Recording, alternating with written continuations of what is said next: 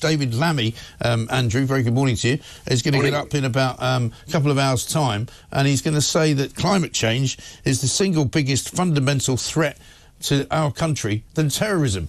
Has he lost the plot? He's absolutely lost the plot. As a way of demonstrating that he has no contact with the real world and the job he's supposed to be doing. Well, it's a pretty good way of doing it, isn't it? I mean, there are real threats in the world. You know, China, for example, should be of a big concern to the Foreign Secretary. But instead, he's worried about hypothetical changes to the weather in half a century's time. I mean, this is completely deluded. I mean, what he's thinking of, I just don't know. I guess he's probably playing, you know, he's sending messages to groups that he wants to appeal to. This is not what he's supposed to be doing. He's campaigning rather than dealing with the issues that are actually on his desk. Right. I mean, this is the same guy who was having a go at Israel, who wants to, you know, pull the arms licenses from some, but not all, of the people supplying arms and procurement to Israel.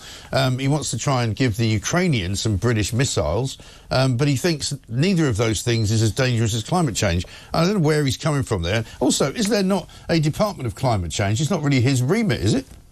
Yeah, well, and this is something that's been going on for quite a long time. The Foreign Office has been sort of trying to, I think it's probably wants to get hold of some of the climate money. So for years, the Foreign Office has had climate change advisors in embassies around the world. As far as I can see, their job is to show Al Gore movies about the climate to the natives, as it were. Right. It's absolutely nonsense. Of course, a lot of the development budget, which falls within his remit, I think, as well. That is spent on climate change issues as well. There's a lot of crossover, but this is true of society as a whole. Everybody is trying to get hold of climate change money because that's what we spend money on these days, rather than things that actually matter. Right. I mean, and there is an awful lot of climate change money swilling around, isn't there, in the sort of the green bucket? Because if you're somebody like Dale Vince, who's constantly trying to get subsidies for this, that, and the other, he manages to get them, or then he wins a contract for something else, and then you've got all these other foundations that are collecting money from wealthy individuals all around the world, particularly in America, who have seemingly billions and billions and billions to dish out to all sorts of organisations around the world. I mean, absolutely incredible.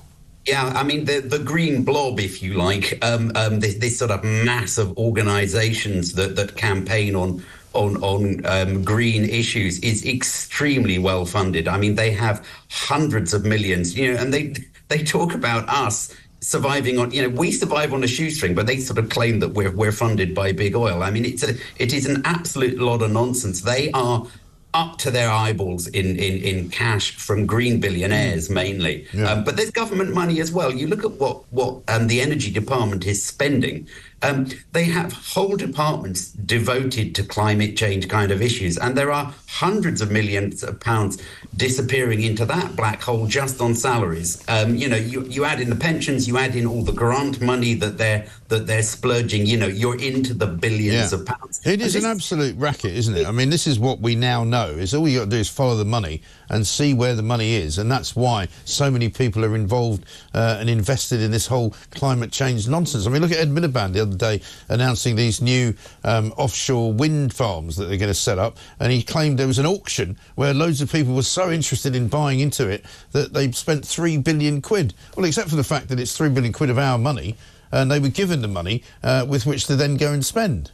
Yeah, absolutely. I mean, we talk about the cost of net zero, and people tend to focus only on what the government spends. But of course, they're trying. You know, the Treasury doesn't want new calls on public money, so they say, well, you know, you can do it, but it's got to go directly onto people's bills. So there are billions and billions going on to electricity bills and gas bills in order to do net zero. And of course, you know, you've got the fines on petrol and diesel cars, and the subsidies here, there and everywhere. It is horrendous. It's really scary. And they've already said that they're now going to extend the 2030 deadline, aren't they? So if you've got a hybrid car, you'll be able to keep that or buy a new one until 2035.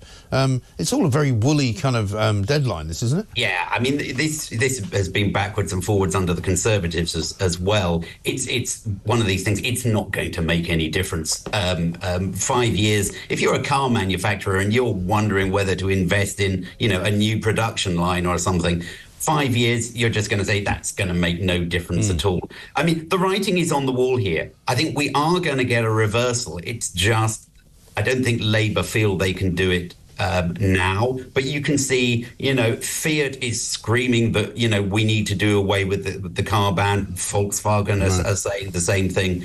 And inevitably, the British government will follow. I mean, they are followers rather than leaders, I think. But we will get a reversal on all these things because the economic pain is really going to get very bad indeed if we don't.